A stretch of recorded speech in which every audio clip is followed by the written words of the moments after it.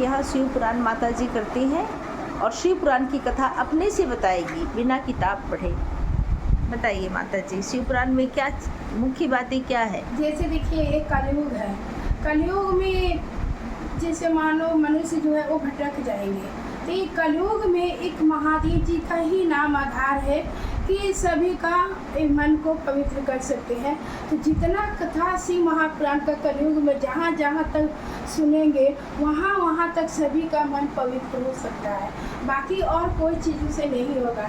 इसीलिए कलयुग में जितना महादेव जी का नाम लेते हैं, उनका चर्चा करते हैं, उनके बारे में जहाँ भी गए चर्चा किए, उनके बारे में बताए, तभी ये मन को पवित्र कर सकते हैं, बाकी किसी से नहीं होगा।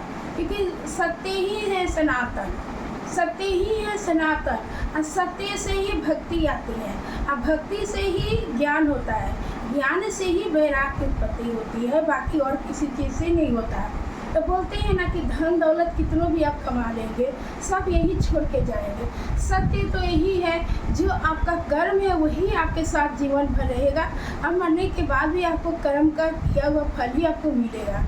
और यहाँ भगवान का जितना आप नाम लेंगे, भगवान ही आपके साथ रहेंगे हमेशा, बाकी ये तो सब देखने और दिखाने के लिए है।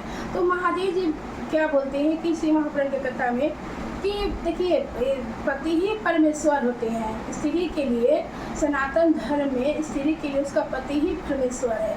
जब तक वो पति का सेवा नहीं करती है, और वो कितनों महादेव जी का कितनों मंदिर में जाए वो पूजा कर ले, उनको पूजा का फल नहीं मिलता। महादेव जी बोलते हैं कि पहले पति का सेवा करो और फिर महादेव जी का पूजा करो, तभी जा कर के तुमको पूजा का फल मिलेगा। इसीलिए घर में ही रह करके स्त्री को अपने परिवार को भी देखना है, और महादेव जी का पूजा करिए, उनका भजन करिए, भजन कीर्तन हमेशा करते रहना चाहिए।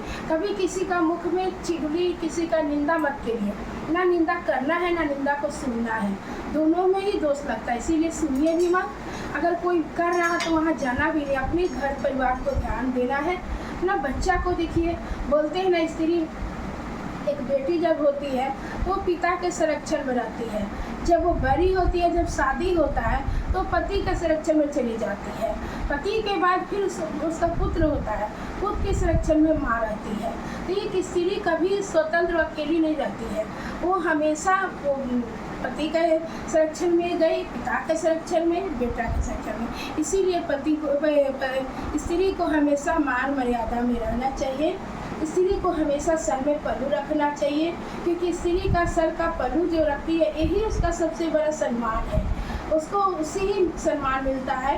और मतलब जैसे कि अच्छे से रहना चाहिए। जैसे आजकल की बेटी लोग जो छोट छोट कपड़ा पहनती है, कभी मत पहनिए। हम लोग का सनातन में बोलते हैं ना, सनातन जैसा तो कोई धर्म नहीं, और एक ही है शिव महापुराण में, एक ही है सनातन। सनातन यानी सत्य से ही सनातन है, तो सनातन के सिवा कुछ नहीं है।